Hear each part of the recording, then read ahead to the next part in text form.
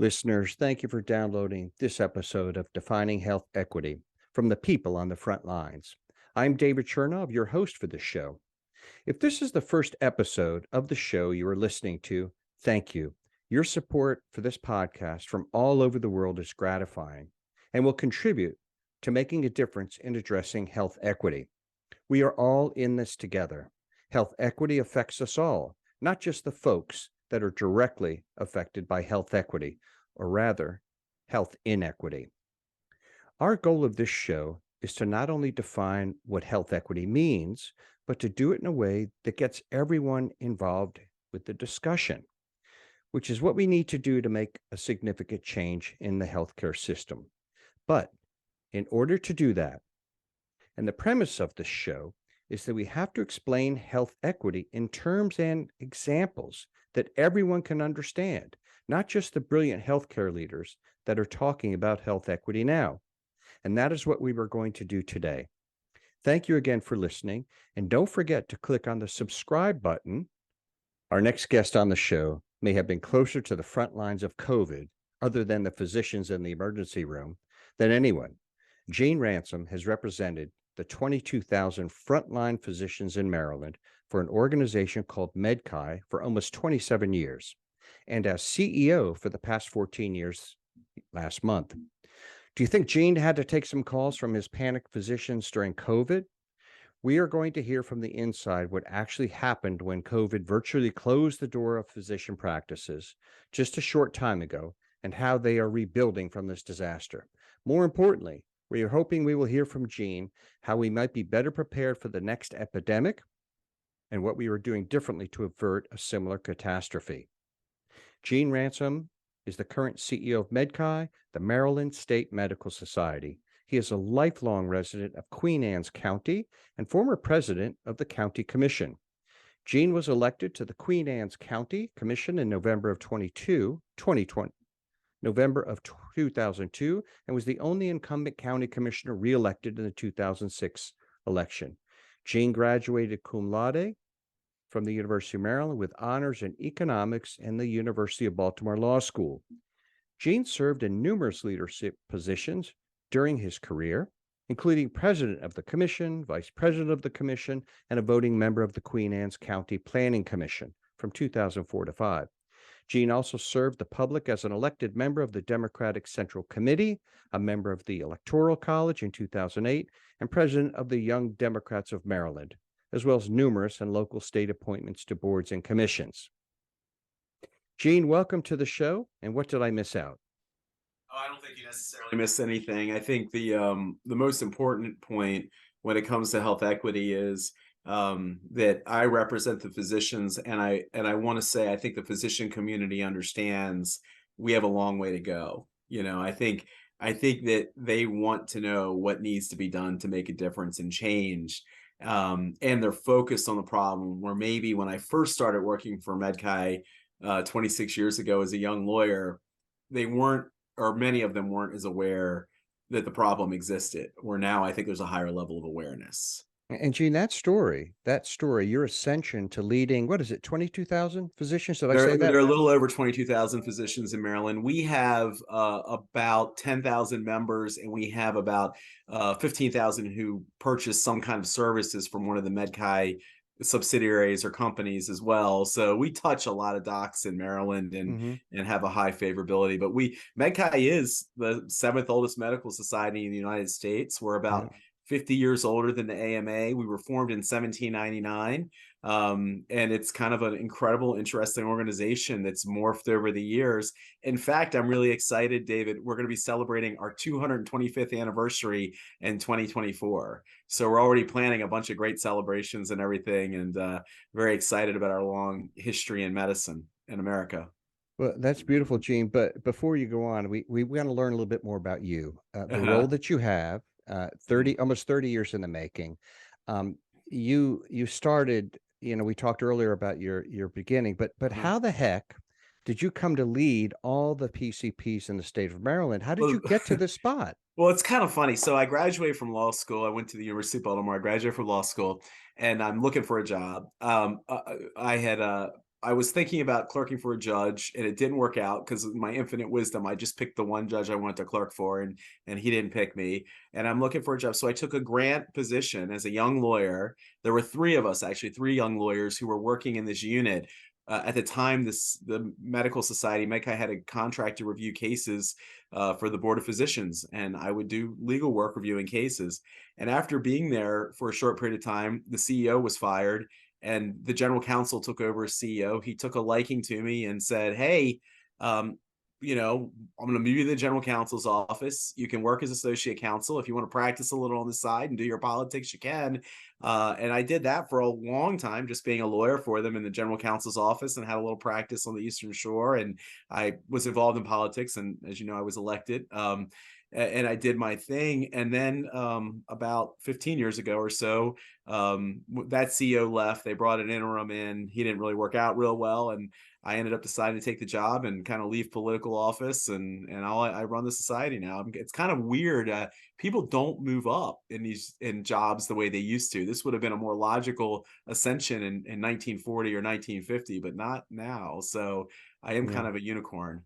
Yeah, you are. You are. And we're going to talk about that. I think that's important because you have the trust of the frontline physicians. And speaking of trust in frontline physicians, I want to talk about COVID for a moment Mhm. because I want to talk about what maybe we have changed in the areas in reference to health equity. In other words, and here's the question: what happened during COVID such that we have learned something new and we're making changes in the healthcare system to not only avert another disaster, but more appropriately affect social determinants of health around health equity? So I think this is a great point. So we have always known, I mean, there have been researchers in different places, in universities and other places, that have known that we have a health equity problem. They know the data. They can tell you that if you're Black, you're more likely to have diabetic problems, or if you're brown, or if you're whatever. They could tell you that. They could tell you that your MMR rates are much worse if you're a minority. But the issue is the frontline physician, the frontline nurse, the practitioner didn't know that. When COVID occurred, particularly in the state of Maryland, but I think this happened somewhat nationwide, but I really think particularly in the state of Maryland, the state did a couple things in conjunction with MedChi on some and some on their own. In conjunction with MedChi, they did regular phone calls where they talked about COVID, and MedChi would host them and accredit them for CME. And the health department, through Dr. Haft or one of the secretaries or others, would talk to them about different public health issues and inequities, and there would be communication about it. But the other thing they did was they published the data, breaking it down. In fact, if you go on the Maryland Department website right now, you'll see the COVID data with deaths and incidents by race and ethnicity. And that data was pushed out to the practitioner. So unlike the data just kind of being measured and reviewed in academic institutions, it went out to the frontline people, and nurses and pharmacists and physicians could see who was getting it. And it showed, like many other public health problems, that it was worse for people who were in a People of minority. color, people of color. Right. So Yeah, people of color. are you suggesting the data has always been there and nobody really cared to pay attention to it until this crisis, and now they're forced to confront the reality? Is that what you're suggesting? Well, I don't know that I'm saying it as boldly as you just said it, but I think you're right, really. Essentially, I think the data's been there, and with the exception of some people, maybe in government institutions and in academic centers, who looked at it and knew about it and wrote journal articles about it, I think a lot of other folks maybe were not thinking about it and we're not maybe worrying about it. But as it begins to get pushed out, and I think one of the things we really need to do from a public health point of view moving forward is learn from the COVID experience and communicate the data out to the practitioners so they can see it.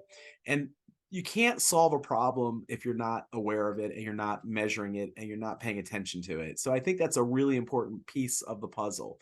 I don't think it's Yeah. everything, but I think it's part of it. So the MMR data, for example, is Folks, really MMR, bad. share with our audience what Oh, the oh, MMR maternal mortality data is. review. I'm Maternal sorry? mortality is maternal mortality. It's when Okay. there's a death of a mother within a certain period of time after a birth. Which, The by the way, data. I'm sorry, I didn't interrupt you, Gene, but this is important. Oh, Which, by the way, the data suggests what, two and a half, three times more likely to die from a birth-related incident?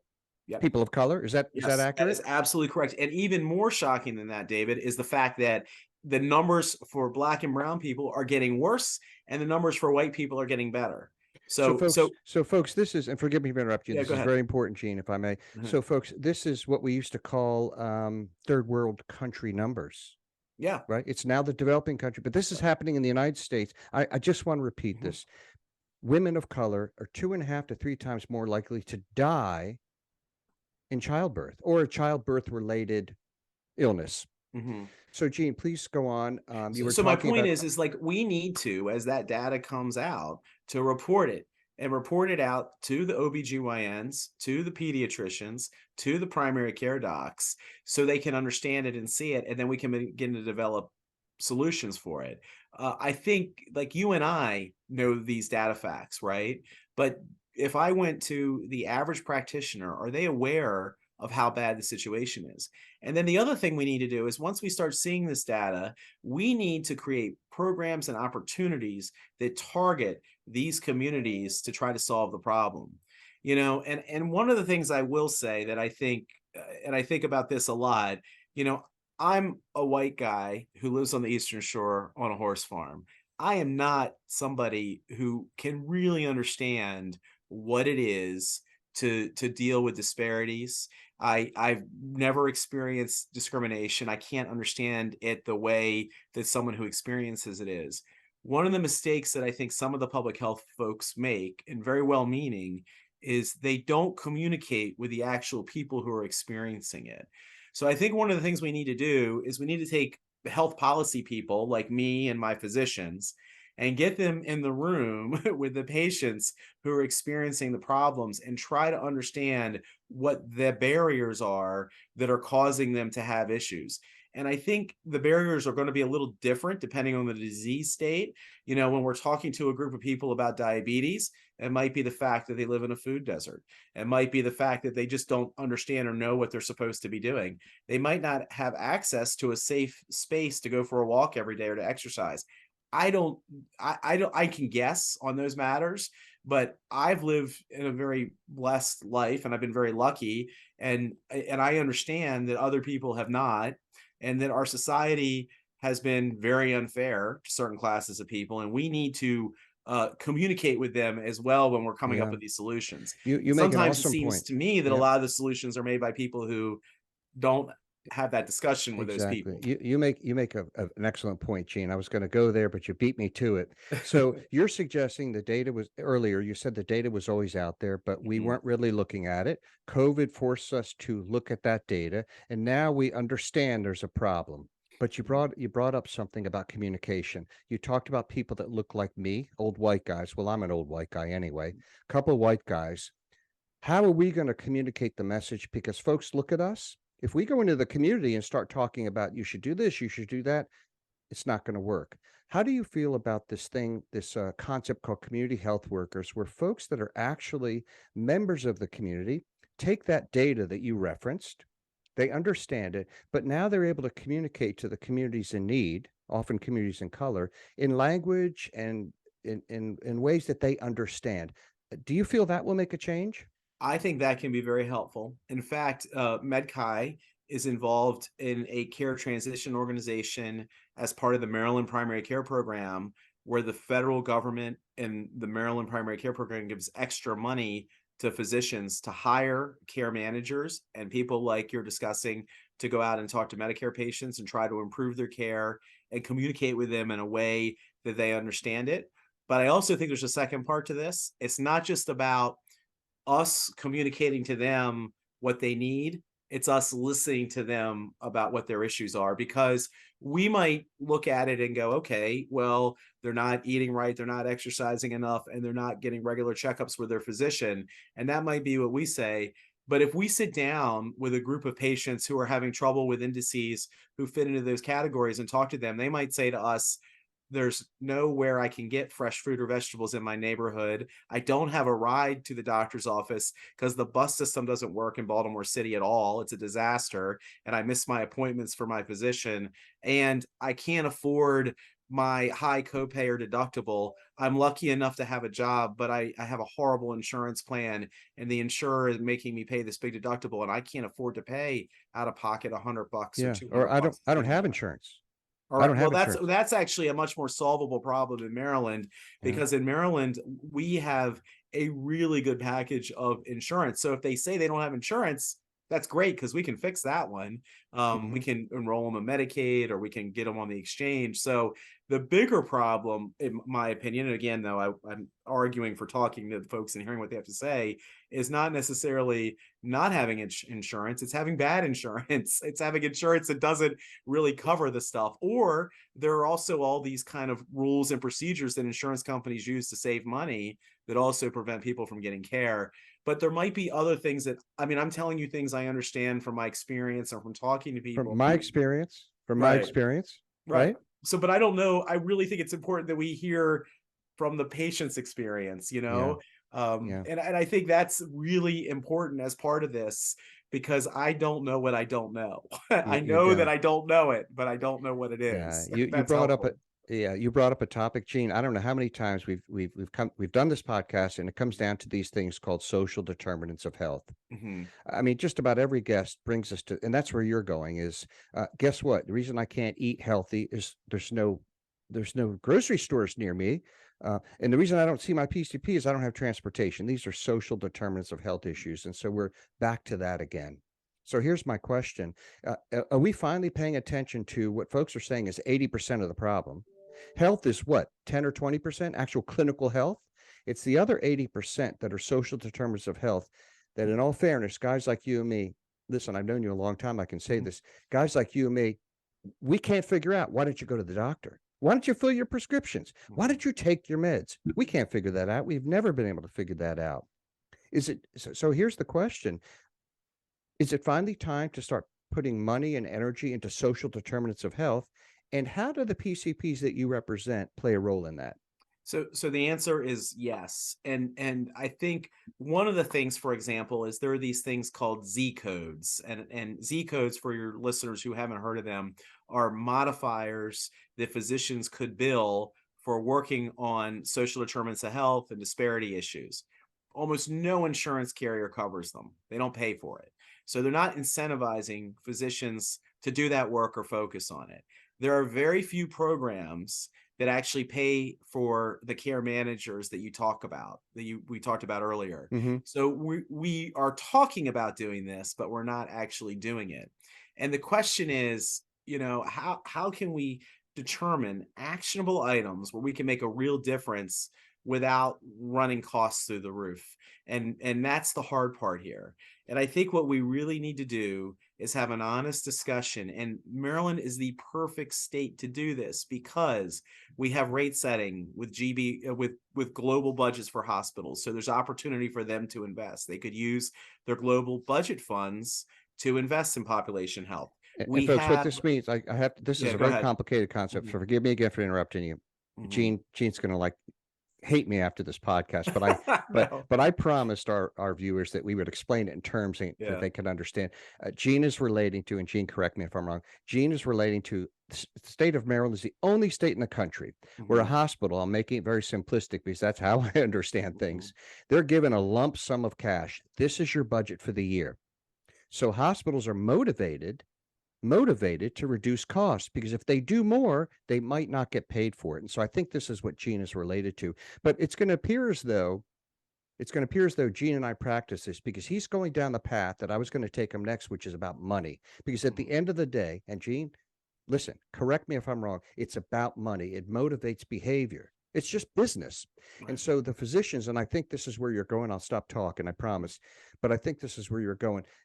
There has to be motivation for these physicians to do what they need to do in regard to social determinants of health, preventative health care. They need to get paid for it because they're running a business, right?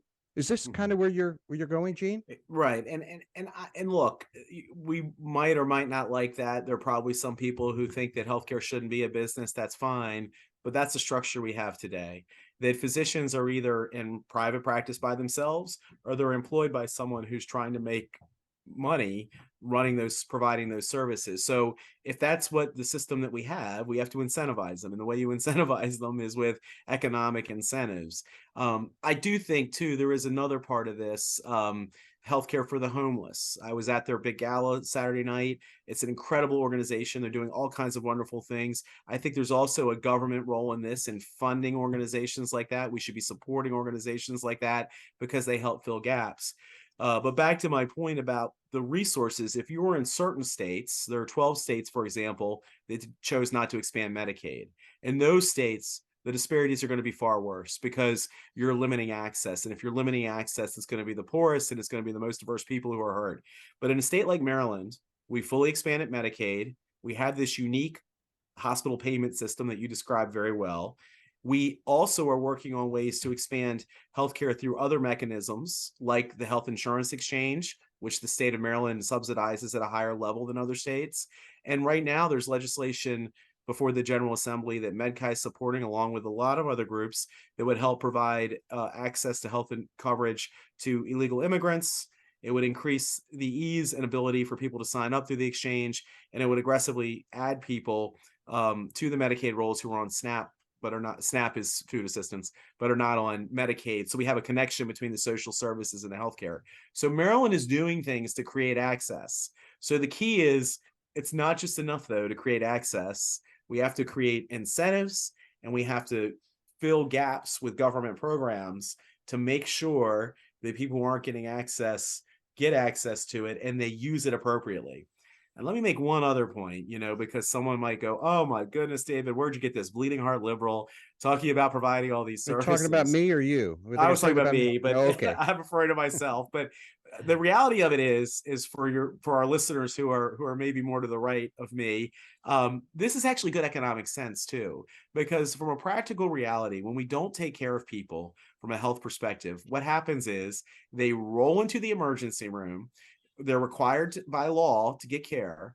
They run up massive bills that never get paid, and they end up getting paid by one of two entities: the government, which results in higher taxes, or by insurance, which results in higher insurance rates. So Yeah. we pay for this anyway. And we're paying So for it not anyway. only is it the right thing to do, it's less expensive to manage care this way. Long term. Yeah, Gene, music to my ears. And this is really why we're doing this podcast. Mhm. We want everybody to understand. We want everybody to understand you're paying for it no matter what. If we don't take care of these people, to your point, that's how they show up, via transport. Listen, I worked for hospitals for years and years, and that's what we talked about. Oh my God, our costs are out of control. What are we going to do? It's those transport, those emergency ambulances that show up Mhm. to treat undiagnosed diabetes, for example, and we've got an amputation on our hands. Then they go into a dialysis. So people need to understand that Gene's point is just unbelievably valid. We are paying for it anyway. And by the way, for COVID, and Gene, let me know if I'm overstating. If our relationship's not at risk by now, it soon will be with this next comment. With COVID, the chickens came home to roost. All these patients that we should have been taking care of, they almost crashed. And I know Maryland, I was looking at the numbers. They almost crashed the health systems by overloading the ED. So guess what, folks? Your treatment, your AMI, your heart attack may not have been treated because we were full of patients that needed care that didn't get it. So chickens came home to roost, Gene. Mhm. It was right in our face now. Do you think that's motivation to finally make a change to the system? I hope it causes us to learn. I'm always amazed at human ability to forget when bad things happen and repeat history. And we seem to do that over and over again. I feel like this is the opportunity to really make change and deal with the issue. And I hope we do. I think we really owe it. And the other economic cost that really is never measured or never talked about is when you take somebody who could be a productive member of society and have a happy life and be a good parent or a good worker, and then you end up where they have a health situation where, because they don't get it treated appropriately, they can't work, they become a ward of the state, they end up on disability. Not only are you losing the cost of taking care of them that you outlined, you also then lose them as a father or a mother, as a worker, as a member of society. So it really hurts us on both ends. And you're not giving everybody a fair shot. And one Yeah. of the things that theoretically this country was founded on, was trying to be fair to everybody. I mean, obviously we weren't and we haven't been, and we're still working to get there.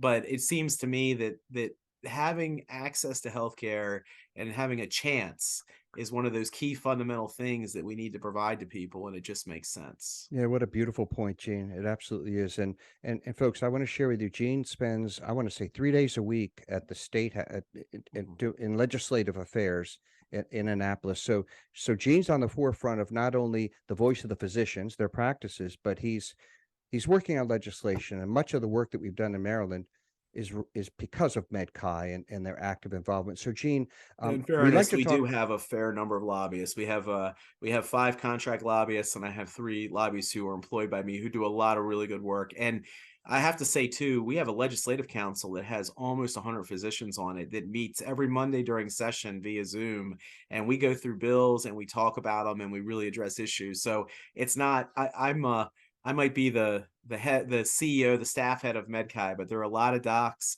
who do a lot of work. I have a great physician president, Dr. York, right now, but it switches every year. But these volunteers and the other staff who work with me are really what make it all work. It's a team Well, effort. well stated. Thank you for mentioning that, Mhm. Gene. What I was going to say is that this podcast is also about.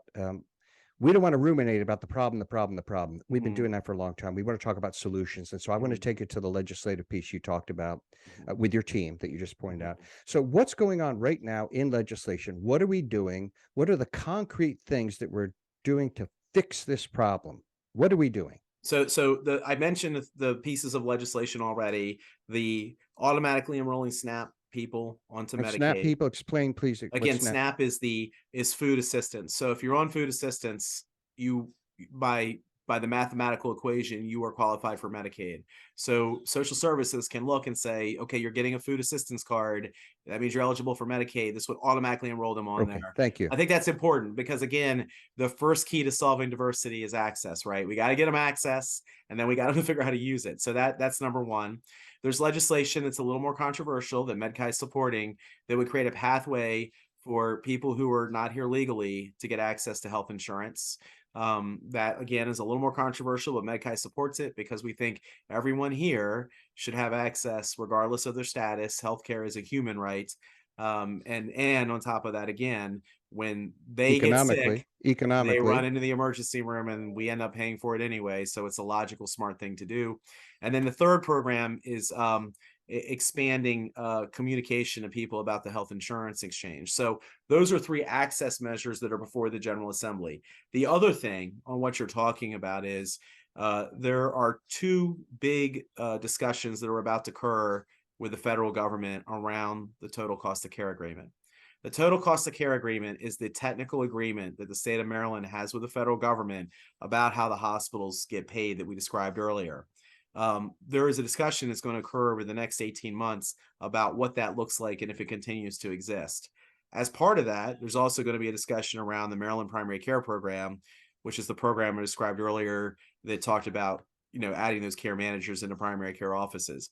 Those discussions are key from a policy point of view, because if we can get that expanded beyond Medicare and to Medicaid and to other payers, we might be able to reach more people. okay, And I then the understand. third thing Go ahead. that is a legislative policy priority is dealing with the insurance barriers. And that's something that's a high priority for MedChi. I could talk about that for a whole other podcast. We have got to eliminate these insurance barriers, which unfairly discriminate against people who are of lower education and lower means to deal with them. And I'm talking about things like fail first policies, prior authorization. When I get something denied by prior authorization, I can just go pay for it and then I can fight with them. If someone is really poor and they get something denied because of prior authorization, they can't get it. It means they don't get their medicine. It means they don't get their imaging. They don't get their test. So that's a real problem that needs to be addressed. And I mentioned earlier, and I'll mention it again, these copays and high deductibles are making it impossible, particularly for the working poor with bad insurance plans, to get access to care. And it's really the insurance companies pushing risk on the working poor people, and we've got to do something about it. And we got to address that issue. I think the insurance companies need to step up and start paying for the Z codes So we are incentivizing doctors to focus on this issue. I think they need to really look at some of these policies that deny care to patients. And I think it's important. I think it's an important part of the solution, and they need to come to the table and be part of the solution, because right now they're Gene, part of the problem. yeah, beautiful explanation. Gene, listen, you've been doing this almost 30 years. Is this time different? Have you seen more energy around the last 30 years around anything other that you've been talking about? Is now the time we're finally going to do it? Is something going on I, differently now, do you I think? hope so. I think about the racial inequality in my lifetime. I'm 50 now, and I think about all the horrible things that have happened. I can remember when I was a young person in high school when they had the riots in LA. I think about even more recently when we had the Freddie Gray riots, In and then we had the Baltimore, yeah. killing in Minnesota. And I mean, I feel like, I hope that we're beginning to wake up, but I wonder, because I feel like I see another example of something bad happening. I see things that just make me wonder, why do we keep repeating it?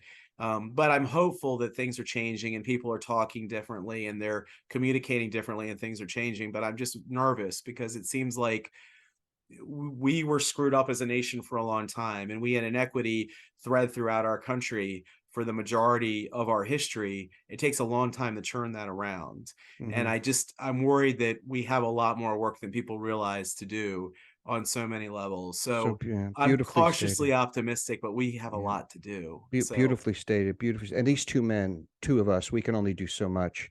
You're actively working from a legislative perspective.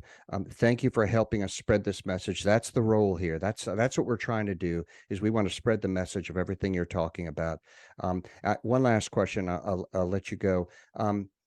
I was speaking about the changes that you physically are in control of. You and I are in control of only so much, but mhm. but I wanted to know what you're seeing in the state legislature right now that may be different. Do you feel like it's things are moving faster now? Mhm. And I and do in a think I year? think I think things have changed. So it's interesting when I and I've been at different times, I've been more engaged and less engaged with the General Assembly. I was even, for a short period, I was a registered lobbyist for a little while. Now I'm more removed a little bit and more on the policy higher level. But one of the things I've noticed with the Maryland General Assembly, particularly, is it has gotten more diverse, right? The leadership has changed, and that has changed the discussion. And I think it almost goes back to what I said at the beginning, is that if we're going to solve this problem, we we need people like you and I that are old white guys involved to help out. That's fine, but we really got to talk to folks who really understand it at a different level, and have them take the lead and let them take the lead and let us understand the problem from them. And we need to help, and it needs to be a Excellent. team effort. So I think that is a fundamental change, that now a majority of the chairs of the committees are minorities, and there are a lot more women in charge. That's different. It wasn't like that 20 years ago.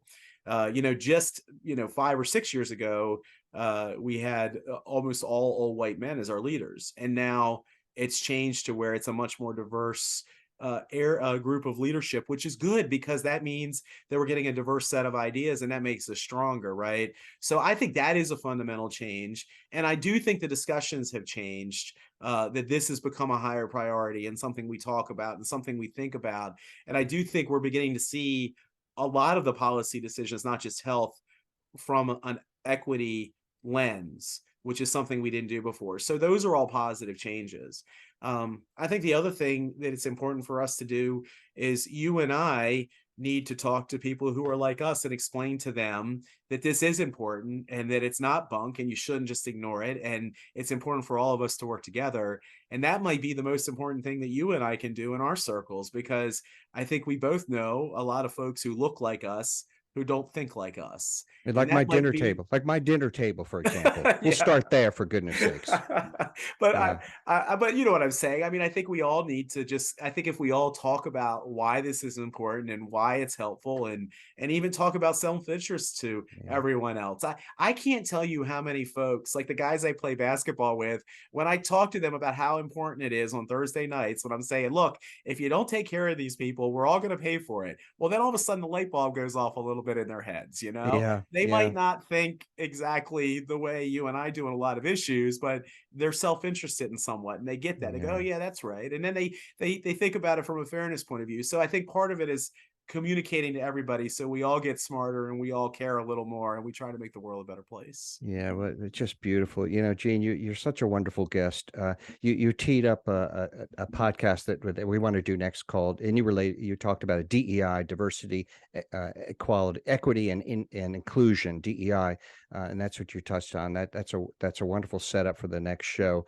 And so I want to thank you for appearing on the show. You're just full of information, but the beauty about you is you're in two spaces, right? You're in the legislative space, but then you're down in the trenches with the physicians and their front line. There's as front line as you can get. So thank you so much for appearing on the show. I really appreciate it. Well, I And want to thank you for doing the show, and this is a really important topic, and I'm really glad that you've decided to make this one of the things you're going to champion, and you're out there creating education and opportunity for people to talk about it. Because the more we talk about it, the better our opportunity is to make things better for everybody. So, well thank you stated. for your work. Well, Stay. Thank you very much. And folks, you can find all the information about Gene, his contact information, more information about MedChi in the show notes for this podcast. We are now live on all the social media outlets as well. So keep your eyes peeled. Oh, by the way, subscribe to the show. Subscribe to the show because it helps us get the message out. There's some algorithm that all these social media outlets are doing, and the more subscribers we have, the higher we get placed on search terms like what is health equity? And that's what Gene and I are trying to explain. This is what health equity is. So please hit the subscribe button and go to the show notes to get all the information about Gene. Gene also has a wonderful website that talks about more of the work that MedChi is doing to help everybody here. And so, Gene, it's a blessing to talk to you. Keep up the great work. It just makes me feel good to hear about all the stuff that you're doing to help with health equity in our state, which are national models that you pointed out so well. So thank you very much. Thank you. Thanks for having me. Take care. All right. Bye-bye.